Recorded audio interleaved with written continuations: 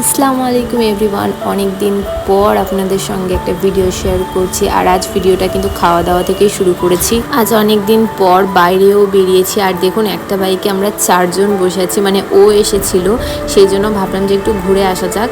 কিন্তু কোথায় ঘুরবো সেটা আর খুঁজে পাচ্ছিলাম না। তারপরে এদিকে এত লাইন দেখলাম, ভাবছিলাম যে কসমোবাজার যাবো, বাট বাইকের লাইন দেখে সেটাও পাস করে চলে এলাম আমরা। কারণ এখন পুজোর জন্য এত চারিদিকে ভিড়, কি আর বলবো। তারপর ডিসাইড করলাম যে চলো একটু ফুচকা খেয়ে আসি, কারণ অনেক দিন থেকে খাইনি, এটা একটু খেতে ইচ্ছে হচ্ছিল। আমরা তো খেয়েছিলাম, বাট ভাই দাবি করেছিল পিৎজা খাবে, সেই জন্য আমরা এইচএফসিতে চলে এসেছিলাম ভাইয়ের জন্য পিৎজা নিতে। কিন্তু আমি এমন মানুষ যে অর্ডার দেওয়ার পরও বারবার মেনু কার্ডটা চেক করি। তারপর পিৎজা নিয়ে বাড়ি চলে এসেছিলাম, কারণ প্রচন্ড অস্বস্তি ফিল হচ্ছিল। আর এই দেখুন আমাদের পনির চিজ পিৎজা। আর বোনকে কোনো কাজ দেবো আর সে ভালোভাবে করবে, এটা কোনোদিনই হতে পারে না। বোন এমনভাবে ধরেছিল যে চিজগুলো পুরো ঘেটে গেছিল। তারপর কোনো রকম এগুলো পিস করে খেতে লাগলাম, আর পিৎজাটা ছিল বেশ ভালো। দেখাবে নেক্সট ভিডিওতে। টাটা।